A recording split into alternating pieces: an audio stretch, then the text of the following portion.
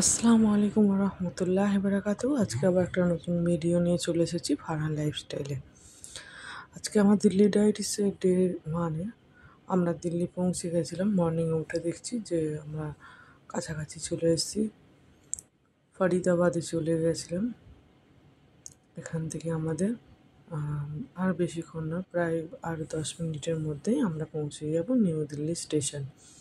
তো সেই জন্য আমরা সব রেডি হয়ে স্টেশন যেহেতু কাছাকাছি চলে এসে ব্যাগ ট্যাগ গুছিয়ে নিয়ে ব্রেকফাস্টটাও করে নিয়েছিলাম। তারপরে আমরা কিছুক্ষণের মধ্যেই নেমে গেছিলাম স্টেশনে। যেহেতু নতুন জায়গা তাই একটু চিনতে অসুবিধা হচ্ছিলো, বা কোথায় যাব না যাব প্রথমে একটু ডিসিশান নিচ্ছিলাম। ওরা দু ভাই বেরিয়ে পড়েছিল কোন দিক থেকে বেরোনো যায় বা কীভাবে যাওয়া যায়।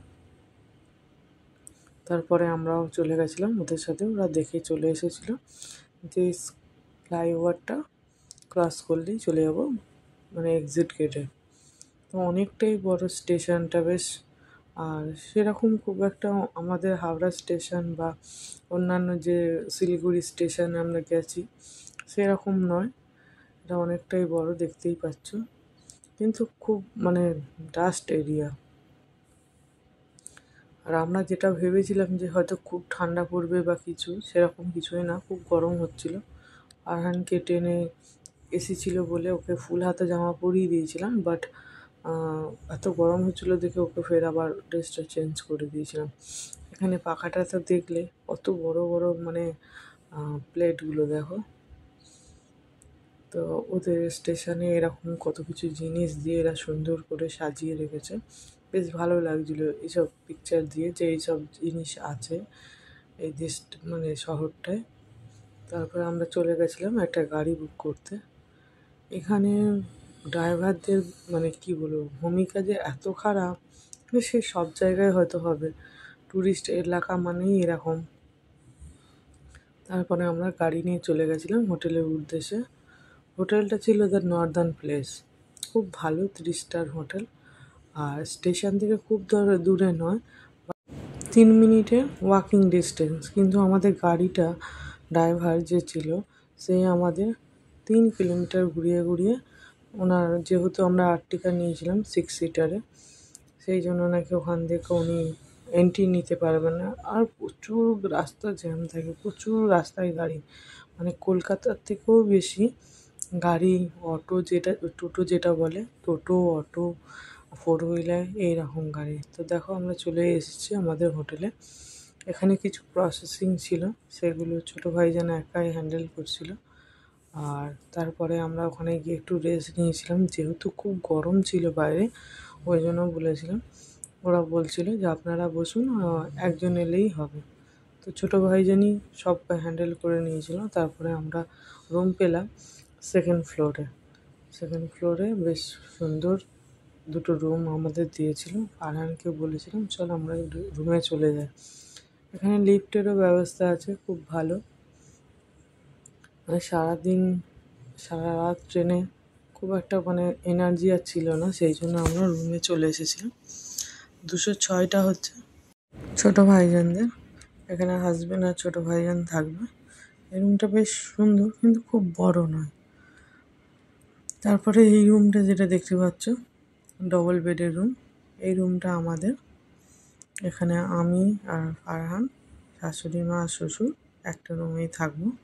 এটা প্রথমে আমরা সিলেক্ট করেছিলাম ব্যাপারটা, কিন্তু পরে আবার ফের নেক্সট দিনকে আমাদের যেহেতু একটু প্রবলেম হচ্ছিলো তো চেঞ্জ করে নিয়েছিলাম। তারপরে আমরা খাওয়া দাওয়া করে আবার 3টের মধ্যে বেরিয়ে গেছিলাম ঘুরতে। কাছে পিঠে যে কটা প্লেস ছিল সেগুলো ঘুরতে গেছিলাম। কোনআট প্লেস এত বড়, মানে একটা মার্কেট, আর পুরোটাই হোয়াইট কালার। তারপরে আমরা সোজা চলে গেছিলাম যন্তর মন্তর, একদম রাস্তার ধারেই ছিল, খুব ভালো জায়গাটা ছিল। এখানে টিকিট ভ্যালু হচ্ছে 25 টাকা, অনলাইনে কাটলে 20 টাকা, অফলাইনে কাটলে 25 টাকা। তারপরে আমরা গল্প করতে করতে চলে গেছিলাম। প্রচণ্ড রোদ ছিল আর ছিল তার সাথে গরমও, এত গরম মানে লাগছিল কি বলবো। জায়গাটা কিন্তু খুব সুন্দর, আর শুধু পায়রা দুদিকে, শুধু যেখানেই যাচ্ছি সেখানেই দেখছিলাম পায়রা। আর বেশ ভালো, খুব একটা খারাপ না। এই এই জিনিসটাই নাকি আসল জান্তার মান্তারের মানে স্ট্যাচু। তারপরে এখানে সিঁড়িগুলো দেখো কোথায় কোথায় খালি উঠে গেছে। কীভাবে তৈরি করেছিল জিনিসটা, পুরো গোল করে আছে জিনিসটা। কাছ থেকে দেখলে আরও ভালো লাগলো, কিন্তু সব বাউন্ডারি দিয়ে ঘিরে দিয়েছে, নেট দিয়ে ঘেরা। সম্রাট ইয়ান্তার তিনি এটা নাকি তৈরি করেছিলেন। আগে এগুলোতে প্রবেশ করতে দিত, এই যে মানে খোলা সিঁড়িগুলো দেখছো, এগুলো থেকে নাকি আগে উঠতে দিত, যেহেতু খোলা, যে কোনোভাবে যে কোনো মুহূর্তে একটা অ্যাক্সিডেন্ট হয়ে যেতে পারে, সেই জন্য এখন ওগুলো পুরো চেন দিয়ে বন্ধ করা। খুব সুন্দর একটা জায়গা ছিল। এখানে আমরা সবাই মিলে একটু একটু ফটো তুলছিলাম। তারপরে ফটো নেওয়া হয়ে যেত। আমরা ভাবছিলাম, আব্বা আসেনি যেহেতু গাড়িতে ছিল আর প্রচুর গরম হচ্ছিল, সেই জন্য আমরা এই প্লেসটা বেশিক্ষণ আর ঘুরিনি, প্রায় মিনিট 10-এর মধ্যে ঘুরে পালিয়ে গেছিলাম। তো দেখো, খুব সুন্দর একটা জায়গা। এরপর আমরা এখান থেকে বেরিয়ে যাচ্ছিলাম, তখন ফারহান বললো, দাঁড়াও, পাপা একটা তালি মেরে উড়িয়েছে, আমি সব কটা তালি মেরে মেরে উড়াবো। ছেলের তো সব কিছুতেই একদম দেখো উড়িয়েই দিল। তারপরে এবার চিন্তা হচ্ছে দাদাভাই গাড়িতে আছে, সেই জন্য তাড়াহুড়ো করে আবার গাড়িতে চলে গেছিলো। এইসব যে স্ট্যাচুগুলো, এত ইমারতগুলো বানিয়েছে এত সুন্দর করে, আর এত বড় বড় জায়গা নিয়ে। কলকাতায় এরকম আছে, কিন্তু এখানে যেরকম দেখছি মানে পুরো নিট অ্যান্ড ক্লিন, আর পুরো মানে রুলসের মধ্যে সব কিছু, খুব ভালো লাগছিলো। তারপরে আমরা ফের বেরিয়ে গেছিলাম। তারপরে ড্রাইভার দাদা ছিল আমাদের, যে সে বলছিল যে 8 ঘন্টায় 2500 টাকা। প্রথম দিন আমরা এইভাবেই করেছিলাম পুরো জার্নিটা, পুরো যে সাইট সিনগুলো। তো তারপরে ভাবলাম চলো এইভাবে না গিয়ে, মানে এটা কী হয়েছিল, আমাদের সময়টা অনেকটা ওয়েস্ট হয়েছিল, যেহেতু ড্রাইভাররাও না কোনো রকমভাবে ওরা সাপোর্ট করে না, যে এখানে আসুন ওখানে ঘুরে যান, এইভাবে সাপোর্ট করে না। তো যাই হোক, আমরা প্রথম দিন তো মানে যে কোনো জিনিসই প্রথম না ইউজ করলে বা প্রথম না অভিজ্ঞতা থাকলে পরবর্তীকালে সেটা তো খারাপই হয়। এটা নেহেরু গ্যালারি বা আর্ট মিউজিয়ামে বলছে অনেকে। তো বেশ ভালো, এখানকার রাস্তাঘাটগুলো না একদম নিট অ্যান্ড ক্লিন, আর খুব মানে খুব সুন্দর। তারপরে আমাদের হাতে অনেকটা সময় ছিল, আমরা ওই জন্য সর্বপ্রথম চলে গেছিলাম রেড ফোর্ট। এত সুন্দর, মানে এইটাই পুরো মন একদম কেড়ে নিয়েছিল। তারপরে ওরা যেহেতু টিকিট করতে গেছিলো, আমরা এখানে ওয়েট করছিলাম ওদের জন্য। তারপরে এখান থেকে আবার টোটো নিতে হয়েছিল, আব্বা যেহেতু হাঁটতে পারছিল না, সেই জন্য এখান থেকে আমরা টোটো নিয়ে চলে গেছিলাম একদম রেড ফোর্টের এন্ট্রান্সে। প্রচুর ভিড়, প্রচুর ভিড়। ওখানে তো দেওয়ালি, কালী পুজো, ভাইফোঁটার একটা টানা যেহেতু ছুটি, আর দেওয়ালি, কালী পুজোর এটা তো ছুটি তো আছেই, সেই জন্য এত ভিড় হয়েছিল যে পা গলানোর জায়গা নেই। তোমরা সেটা দেখতেই পারবে, আমি দেখাচ্ছি। আর প্লাস হচ্ছে ওখানে একটা মেলা বসেছে, কালী পুজোর মেলা, বিশাল বড় মেলা। আর এত ভিড় হয়েছে, বিকেলের দিকে হয়ে গেছিলো না সময়টা, সেই জন্য আরও মানুষের ভিড় একদম মানে থিক থিক করছে। রেড ফোর্টটা দেখো, প্রায় আমরা 8 মিনিট ধরে এটাকে মানে গেটে গেছিলাম, এন্ট্রান্স যে গেটটা আছে, সেই গেটটা মানে পুরোটা এত উঁচু, আর একটা মোটা প্রাচীর দিয়ে পুরো ঘিরে রেখেছে। ভিডিওতে তোমরা বুঝতে পারছো কি জানি না, কিন্তু সামনে দিয়ে দেখলে মনে হবে কতটা জায়গা, কতটা মানে একাই নিয়ে রেখে দিয়েছে এই যে রেড ফোর্টটা। দেখো মানুষের ভিড়টা একবার দেখো, আমি তো কোনো রকমভাবে মানে যাওয়ারই প্রসেস পাচ্ছিলাম না, এত ভিড়। তারপরে ফারহানের পাপা, দেখো সামনেটার অবস্থাটা দেখো, এটা হচ্ছে সামনেটা, আর এই দিকটা যেটা দেখাচ্ছি এটা হচ্ছে পিছনের দিকটা। তো এই দিক দিয়ে প্রথমে এন্ট্রি ভাবছিলাম, তারপর দেখলাম না, এখান থেকে এন্ট্রি না, ওখান থেকে টিকিট দেখিয়ে তারপরে এন্ট্রি করতে হবে। এই যে এখান থেকে আমরা এন্ট্রি নিলাম। ওরে বাবা, বিশাল বড় অবস্থা, বিশাল। খুব সুন্দর জায়গাটা ছিল। এই যে সিস্টেমগুলো দেখছো, এগুলো হচ্ছে ড্রেনেজ সিস্টেম। এত সুন্দর লাগছিল কোনো রকমভাবে। তখনকার দিনের মিস্ত্রিদের কারিকর্য দেখলেই অবাক হয়ে যাবে। এর ভিতরে একটা ছোট মার্কেট মতন আছে। এই মার্কেটের মধ্যে তোমরা নানা রকম কসমেটিকের জিনিস, ইমিটেশনের জিনিস, শাল, তারপরে নানা রকম পুরোনো দিনের জিনিসপত্র, অনেক কিছুই বিক্রি হচ্ছিল। ওপরে যে কাজগুলো দেখছে, এগুলো হচ্ছে কালার করা আছে। এত সুন্দর, মানে সাদার মধ্যে রেড গ্রিন দিয়ে সুন্দর করে কাজ করা। তারপরে এটা নাকি 6টার মধ্যে বন্ধ হয়ে যাবে, ওই জন্য আমরা কোনো কিছুই এখান থেকে কেনাকাটি করিনি। মানে ভীষণ দাম, কলকাতার থেকেও দাম বেশি। আর যেহেতু এখানে ফরেনাররা আসে, সেই জন্য আরও দাম, মানে মারাত্মক লেভেলের দাম নিচ্ছে এরা।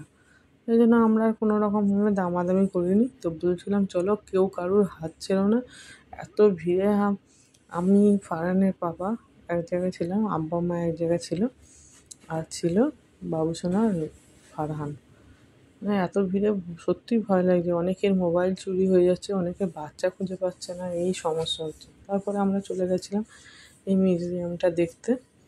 এখানে খুব সুন্দর সুন্দর জিনিস দেখার আছে, মানে শাহজাহান, মমতাজ, তাদের রাজাদের অবস্থা কেমন ছিল, রাজপরিবারের অবস্থা কেমন ছিল, কিভাবে কে কোন সম্পত্তির অধীনে এসছে, কিভাবে কে শাসক হয়েছিল।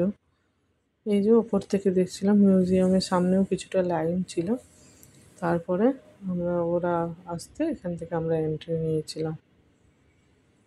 এখানে নানা রকম হিস্ট্রিক্যাল জিনিসপত্র আছে, এই যে ইট, তারপরে পাথর, বালি কেমন ছিল, এখনও সেই সব জিনিসগুলো কিন্তু ধরে রেখেছে। মিউজিয়ামটা দেখে সত্যি খুব সুন্দর লাগছিল, ভালোই লাগছিল। অনেকটা সময় লেগেছিল মিউজিয়ামটা ঘুরতে। এখানে মানে আমরা সিকিমেও গেছিলাম, ওখানেও কিছু জিনিস দেখাচ্ছিল, কিন্তু ওখানে ক্যামেরা করতে দেয়নি। বাট এখানে কোনো রকম, মানে ক্যামেরা ঠিক ব্যবহার করা যাবে না, তার জন্য আলাদা করে তোমাকে ভাড়া নিতে হবে। আর যদি মোবাইলে তোলো, তা সেক্ষেত্রে কোনো রকম মানে টাকা লাগবে না। তারপর আমরা দেখছিলাম আর অবাক হয়ে যাচ্ছিলাম যে কীভাবে সব সৃষ্টি হয়েছিল। এখানে নানা রকম পুরাতন অবস্থায় কেমন ছিল, মানে সর্বপ্রথম থেকে রেড ফোর্টের অবস্থা কেমন ছিল। তারপরে এখানে একটা মিনিয়েচার ছিল, যেখান থেকে 3D ভিডিও দেখাচ্ছিল রেড ফোর্টটা কীভাবে মানে সম্মানিত হলো বা কীভাবে তৈরি হলো। বেশ ভালো লাগছিলো। এখানে অনেকেই এইভাবে ভিডিও করছিল, স্বাধীন হয়ে গেছিলো কীভাবে, তারপরে স্বাধীন হওয়ার পর কীভাবে অনুষ্ঠিত হয়েছিল, সেগুলোই দেখাচ্ছিল। এত ভিড় হচ্ছিল, আর সিকিউরিটি বলছিল যে অল্প সময়ের জন্য দেখে সব বেরিয়ে যায় না, এত ভিড়। তারপরে আমরা এখানে কিছুটা ভিডিও করে আবার বেরিয়ে গেছিলাম অন্য একটা রুমে। সেখানে দেখাচ্ছিল কোন জায়গাটা কতটা থেকে কোনটা থেকে কতটা দূরত্ব। এই যে এই মিনিয়েচারগুলো দেখছো, এটা নাকি 8 ফুটের, যেটা বাউন্ডারি করেছিল এই মানে আর্চ। ফারহান তো মাপছিল যে আমার 5 ফুটের কাছাকাছি হাইট হয়ে গেছে। এখানে রাজারা কী সব ব্যবহার করতো সেগুলোই সব রাখা আছে। মিউজিয়ামে যেরকম থাকে, 4টা বাজার বাস। এখানে সব মানে ড্র করা ছিল। এখানে একটা মিউজিক হচ্ছিল, খুব সুন্দর একটা মিউজিক হচ্ছিল।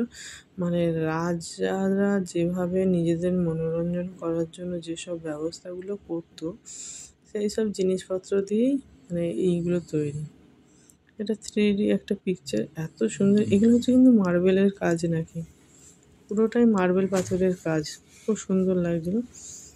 এর ভিতর থেকে রাজমহলটা দেখা যায় নাকি। তারপরে আমরা চলে গেছিলাম অন্যদিকে। মানে কোনো রুমেই কিন্তু তুমি মানে 1 মিনিট বা 30 সেকেন্ড বা ওইটুকুনি সময়, আর বেশি সময় দিচ্ছিল না।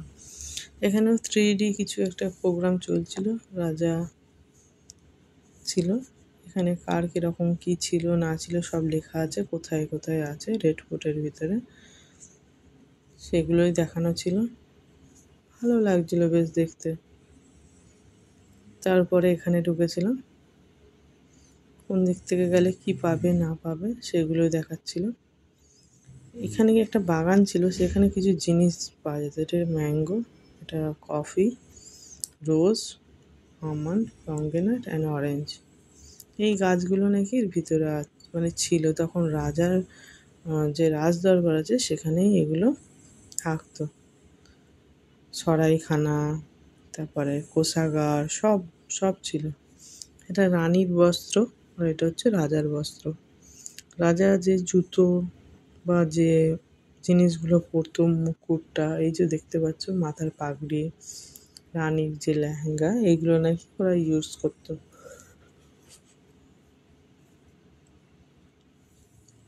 তারপরে আস্তে আস্তে পরিবর্তনটা কিভাবে হয়েছে সেগুলোই ছিল। বড় একটা হাঁড়ি আর এগুলো সুরা খেতে কি ব্যবস্থা করেছিল, কী কী জিনিস থাকতো সেগুলো ছিল। এখানটা সময়টা অনেকটাই চলে যাবে। এখানে আসতে গেলে কিছুটা মানে সময় হাতে করে নিয়ে আসাই দরকার, অল্প সময়ের মধ্যেই সম্ভব নয়। তারপরে এখান থেকে চলে যাব অন্য একটা ফের রুমে যেতে হবে, যেহেতু বেশি ভিড় করা যাবে না। আর সামনে দিয়ে যেহেতু ভিডিও করছিলাম, অনেকেরই মানে অনেকেই ভিডিও করছিল, সেই জন্য একদমই সামনে থেকে করা যাবে না। তারপরে এখানে এই যে বাবার হলো আবার জ্বর সারিলে ঔষধে, মানে বংশবৃদ্ধি কীভাবে হয়েছে, কোন রাজার পর কোন রাজা এসেছে সেইগুলোই ছিল লেখা। প্রত্যেকটা রাজার নাম, তার নাতিদের নাম, এই যে একটা করে ডাল করে দিয়েছে। তারপর কোন রাজা থেকে কোন একদম নাতি পুতি এরকমভাবে কে মানে বাদশাহ করেছে সেগুলোই ছিল। তারপরে আমরা এখান থেকে বেরিয়ে গেছিলাম। তারপরে ছিল আর একটা রুম। এখানে একটা রুম ছিল বেশ সুন্দর। তারিখ ছিল যেহেতু ওই বেসিনের সন্ধি, ইঙ্গ মহীশূর সন্ধি, ইঙ্গ মারাঠা যুদ্ধ, নাদির শাহের যে ভারত আক্রমণ, এই সময় যেসব ঘটনাগুলো ঘটেছে শিবাজির সাথে, মারাঠাদের সাথে, সেইগুলোই কিন্তু এই মানে যে এগুলো দেখছো ড্রয়িংগুলো, সেগুলো দেখানো ছিল। তারপরে আস্তে আস্তে কীভাবে মুঘল সাম্রাজ্যের পতন হয়েছিল, কী কারণে, সেইগুলোও দেখানো ছিল। ওখানে ছিল ঝাঁসি রানী লক্ষ্মীবাইয়ের ছবি, ভগৎ সিং, মঙ্গল পাণ্ডে, এদের সব ছবিগুলো ছিল। তারপরে এই যে দেখতে পাচ্ছ 1947 সালে জওহরলাল নেহেরু প্রথম পতাকা উত্তোলন করে। আব্বাস এটা হিন্দিতে ফারহানকে পড়িয়ে শোনাচ্ছিল। ওনার যে হিন্দিরও একটা অভিজ্ঞতা আছে সেটা বোঝাই যাচ্ছিল। তারপরে এখান থেকে কী কী সেই সময় বাদ্যযন্ত্র ব্যবহার করা হতো সেটাও ওখানে ড্র করা ছিল। আস্তে আস্তে কীভাবে জিনিসগুলো পরিবর্তন ঘটেছে। এটা হচ্ছে অশোক চক্র ঘর। এই যে গোলক ধাঁধার মতন চারিদিকে আয়না দিয়ে দিয়েছে, বেরোনোটাই মুশকিল হয়ে যাচ্ছিল, কিন্তু খুব একটা বড় রুমটা না। তারপরে ওখান থেকে একটা ফটো তুলে আমরা বেরিয়ে গেছিলাম এই দিকটা। এই দিকটা হচ্ছে যেখানে যোধা আকবর, যারা দেখেছো বুঝতেই পারবে, যোধা আকবরের অনেক শ্যুটিং এখানেই হয়েছিল, শ্যুট করেছিল ওরা। সেটাই এখানে 3টে মহল আছে, মমতাজ মহল, খাস মহল, আর একটা হচ্ছে মতি মসজিদ। 3টে পাশাপাশি ছিল, খুব সুন্দর লাগছিল। এই যে সামনে দেখছো এইখানেরই কিন্তু সিনটা যোধা আকবরে আছে। এখানে একটা সিংহাসন আছে, যেটা আমার প্রথমের দিকে মনে হয়েছিল যে সম্রাট আকবর এটাই নাকি বসে তার রাজসভা চালাতো। প্রথমে মনে করেছিলাম হয়তো এটা রূপোর হবে, কিন্তু সাইডে এসে দেখছিলাম না, একদম সাদা মার্বেল দিয়ে তৈরি করা, খুব ভালো। এখানে একটা কবর আছে, কার কবর জানি না, কিন্তু পুরো একদম অন্ধকার করে রেখেছে। পিলারগুলো কি মোটা মোটা পিলার, একবার দেখো। তারপরে এখান থেকে চলে গেছিলাম আমরা আরও সব যে মহলগুলো আছে সেগুলো দেখতে। ঠিক এটার পিছনেই 3টে মহল তৈরি করে রেখেছে। তো আমরা একদিক থেকে চলে গেছিলাম। তো তারপরে আমাদের একটু মানে খাবার জন্য আমরা ক্যান্টিনের দিকে রওনা দিয়েছিলাম, আর ওরা চলে গেছিলো ওইসব মহলগুলো দেখতে, মতি মসজিদটা দেখতে। তো এইখান থেকে আমরা বেরিয়ে গেছিলাম। জায়গাটা দেখো একবার, এত সুন্দর জায়গাটা। এগুলো মানে সন্ধেবেলার দিকে ফাউন্টেনে যে ফোয়ারাগুলো সেগুলো শুরু করে দেয়, কিন্তু এই দিনের বেলায় কোনো রকমভাবে সেটা দেখায় না। এটা একটা মহল ছিল, মমতাজ মহল আছে। দেখো কত বড় এলাকা নিয়ে তৈরি, আর সব সাদা সাদা মার্বেলের তৈরি, দেখতেও সুন্দর এগুলো। এটা হচ্ছে পিছনের দিকটা। তারপরে এখানেও আছে, এখানে না কিছু মার্বেলের কাজ করা আছে দেখতে পাচ্ছ। একদম ভিডিও করতে দিচ্ছিল না, খুব বিরক্ত লাগছিল। তারপরে দেখো এগুলো কিন্তু সব মার্বেলের কাজ করা এক একটা। এই যে পিলারগুলো দেখছো, ধীরে সুস্থে দেখলে না খুব ভালোভাবে দেখা যায়। তারপরে এখানে একটা মহল আছে, এই যে খালি বাঁশি বাজিয়ে যাচ্ছিলো এত, কোনো রকমভাবে সম্ভব হয়নি। তারপরে আমরা মাঠের মাঝখান থেকে বেরিয়ে চলে এসেছিলাম। তো দেখো কি কি ছিল এখানে, দিওয়ানি খাস, খাসমহল, রংমহল, মমতাজ মহল, আর ছিল হায়াত বাক্সের এটা হচ্ছে গার্ডেন। খুব সুন্দর লাগছিল দেখতে। তারপরে আমরা ফের রিটার্ন করছিলাম, যেহেতু 6টার মধ্যে বন্ধ করে দেবে। সব বাঁশি বাজাচ্ছিলো, খালি বেরিয়ে যান করছিল।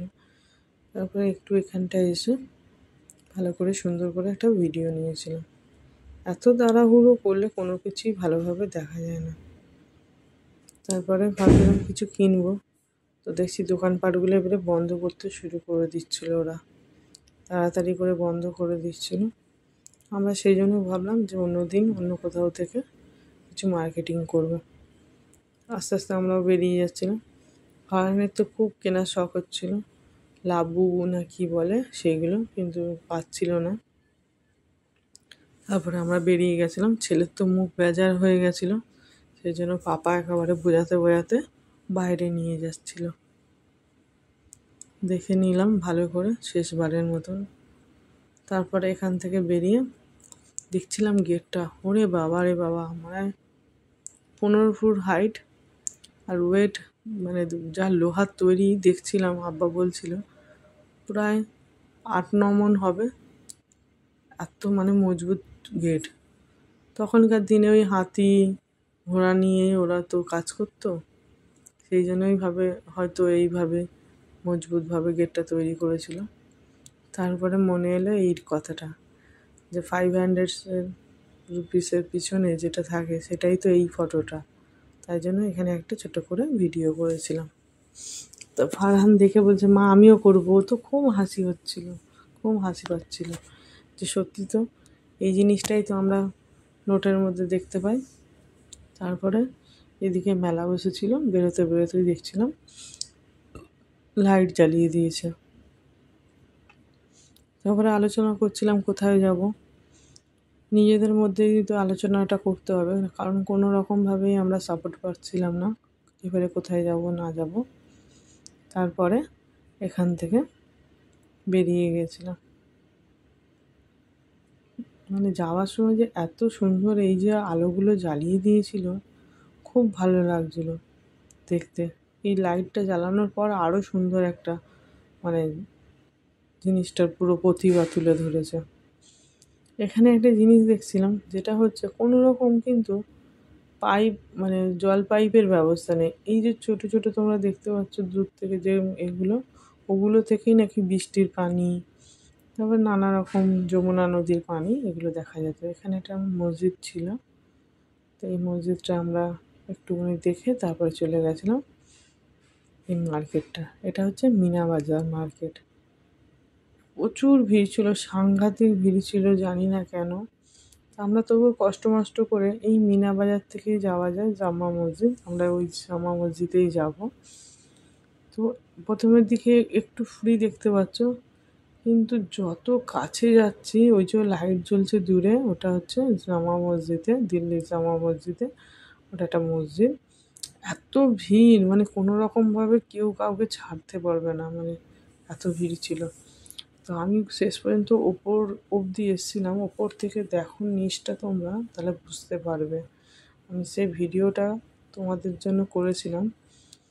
কোনো রকমভাবেই আমরা, আজ তার উপরে হয়ে গেছিলো রাত, ভালোভাবে বোঝা যাচ্ছে না। অবস্থাটা দেখো একবার, মানে ভিড় কাকে বলে। আর প্রচুর জিনিস খালি চুরি হয়ে যাচ্ছে, কারো ফোন, কারো মানি ব্যাগ, যে যেরকম পাচ্ছে চুরি করে নিচ্ছে। তারপরে আমরা আর শেষ পর্যন্ত উঠতে পারিনি। আমরা একটা শর্টকাট রাস্তা ধরে বেরিয়ে গেছিলাম এই যে জামা মসজিদটা। দিনের বেলায় দেখলে হয়তো আরও ভালো লাগতো, কিন্তু সেটা আর আমাদের কপালে হয়নি। তারপরে আমরা এখান থেকে টোটোয় করে বেরিয়ে গেছিলাম, কারণ আর ঠেলে হাঁটা সম্ভব হচ্ছিল না। তারপরে আমরা ভাবলাম যে পরের দিন হয়তো যদি সম্ভব হয় এই মিনা বাজার থেকে ঘুরে যাব। তারপরে আমরা এখান থেকে বেরিয়ে গিয়েছিলাম। তারপরে ভাবলাম যে আর কোথায় যাওয়া যায়। তো আব্বা বলছিল যে এখানে একটা ইন্ডিয়া গেট আছে। ইন্ডিয়া গেটেও আমাদের ব্যাড লাক, টাইম হয়ে গেছিলো, গেট বন্ধ করে দিয়েছিল। আর কোনো রকমভাবে আমরা ঢুকতে পারিনি। এই সামনে থেকেই কিছুটা ভিডিও, কিছুটা ফটো তুলে নিয়েছিলাম। তারপরে ফারহানের বায়না একটা, আমাকে এইটা কিনে দিতে হবে, সবাই যেহেতু এখানে ওড়াচ্ছে ও ওড়াবে। আর এত ভিড়ের মধ্যে ছাড়তেও ভয় লাগছে ওকে। সবাই মানে আমাদের 4-5 জনের চোখ শুধু ওর দিকে। তো ওটা কিনে দিয়েছিলাম বলে বাবু একটু ফটো তুলতে একটু ইচ্ছা প্রকাশ করেছিল, নাহলে একটাও ফটো তুলবে না, এমন দুষ্টু। তারপরে আমরা এখান থেকে চলে গেছিলাম নিজামুদ্দিন আউলিয়ার যে দরগা আছে সেই দরগার দিকে। এখানেও দেখছিলাম বেশ ভালোই একটা মার্কেট আছে। সে কিছুটা গুটিয়া শরীফ যারা গিয়েছে তারা হয়তো জানবে, এইরকম ধরনের জায়গা আছে। এটা হচ্ছে মার্কাস হয় এখানে। তারপরে অনেকটা বেলা হয়ে গেছিলো, আমরা ভাবলাম এখান থেকে আমরা ডিনারটা করে নিই। তা নান নিয়েছিলাম আর চাপ নিয়েছিলাম। তারপরে এখান থেকে আব্বার সাথে বারবার বলছিলাম চলো তাহলে একবার দেখেই আসি কোথায় নিজামুদ্দিনের আউলিয়ার যে দরগা সেটা। এখানে এই জিনিসগুলো খুব সুন্দর পাওয়া যায়, কিন্তু সেই এত মানে সময় সংক্ষেপ হয়ে গেছিলো যে আমরা কোনো কিছুই মার্কেটিং করতে পারিনি।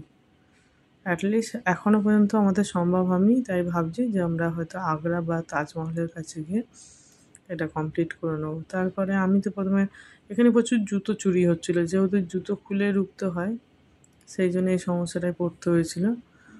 তা প্রথমে আমি ওদেরকে বললাম তোমরা যাও, আমি জুতোটা দেখছি বলে ফারহান বলছিল আমাকে ফোনটা দাও, আমি ফোনটা ভিডিওটা করে নিয়ে এসছি। এখানে অবস্থাটা দেখো ভিড়টা। এই ভিডিওটা পুরো ফারহান করেছিল আমার জন্য, ভেবেছিলাম আমি হয়তো আসতে পারবো না, কিন্তু পরবর্তীকালে এসেছিলাম আমিও। ও আব্বা বলছিল তুমি যাও, আমি জুতোগুলো দেখছি। তো ভিতরের অবস্থা দেখো, এখানে কিছু গান বাজনাও চলছিল হারমোনিয়াম তবলা নিয়ে। তারপরে ও আমাকে বারবার বলছিল মা দেখে আসবে চলো, দেখে আসবে চলো। আমি বলছি ঠিক আছে দাদা ভাই, এখানে বসলে আমি তারপরে যাব। এখানে এমন মানে অবস্থা, সব সব দরগাতেই প্রায় একই অবস্থা যেগুলো ঘটে সব দরগাতে। এখানে কিছু মানুষের কবরস্থান ছিল, ছোট ছোট কবরস্থান আছে প্রচুর, যেগুলোতে মানুষ ফুল, ধূপকাঠি, নকুলদানা, সিন্নি এগুলো দিচ্ছিল। তারপরে দেখলাম যে কিছু মানুষ মানত করেছে যারা, তারাও আবার এগুলো দিচ্ছে, কান্নাকাটি করছে। এখানে কিন্তু জাতভেদের কোনো ব্যাপার নেই। বাঙালিরাও দেখছিলাম আসছে, মারাঠারা আসছে, তারপরে হিন্দুস্তানিরা, মুসলিমরা, সুন্নি মুসলিম যারা আছে, যারা এগুলোর ওপর বিশ্বাস করে তারাই আসছে। তো ভিড়ও দেখতে পাচ্ছ, যত রাত বাড়ছে তত একটু ভিড়টা কমছে, না হলে এগুলোতে নাকি সন্ধ্যে থেকে প্রচুর ভিড় হয়, মানে পা গলা যেন যায় না। তারপরে ফারহানকে আমি বললাম যে চল বাবা তুই আমাকে নিয়ে যা, কীরকম কী দেখলি। এই দেখো সব ফুল, ধূপকাঠি, নকুলদানা। তো আমি একটু ঢুকেছিলাম, এই ভিডিওটা আমি করেছিলাম। আমি বললাম চলো একটু দেখে আসি। এখানে এত ছোট্ট একটা সিঁড়ি, মানে একজনের বেশি নামতেই পারবে না। এর ভিতরে কবরস্থান আছে। অনেকগুলো কবর আছে, আর সব একই অবস্থা। ফুল, চাদর, ধূপকাঠি, সিন্নি দিয়ে রেখে দিয়েছে। তারপর দেখছি এই যে এই লোকটা আছে যেটা হাত তুলছে, উনি গানটা করছে। বাচ্চারা এসে আবার খুশি হয়ে কিছু উপহার দিয়ে গেল। তারপরে আমরা আবার ফের এদিক থেকে বেরিয়ে গেছিলাম। এবারে ভাবছিলাম যে আমরা এবারে আমাদের রুমের দিকে যাব। এখানে দেখছিলাম এসব জিনিসগুলো বিক্রি হয়, প্রচুর ফুলও বিক্রি হচ্ছে, চাদর বিক্রি হচ্ছে। তারপরে চলে এসেছিলাম রুমে। তো এই ছিল আমাদের দিল্লি ডায়েরিসে ফার্স্ট ডে। কেমন লাগলো পুরো ভিডিওটা জানিও বন্ধুরা। ভালো লাগলে চ্যানেলটি লাইক করে সাবস্ক্রাইব করে দেবেন। আবার দেখা হবে নতুন একটা ব্লগ নিয়ে, হয়তো দিল্লি ডায়েরিসে ডে 2 এর পুরো ভিডিওটা। কিছু ছবি তুলেছিলাম, সেই ছবিগুলো তোমাদের সাথে শেয়ার করে দিলাম।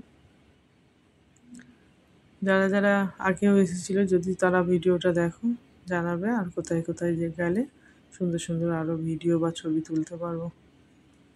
তো এই পর্যন্তই রাখছি বন্ধুরা, পুরো ভিডিওটা দেখার জন্য থ্যাংক ইউ।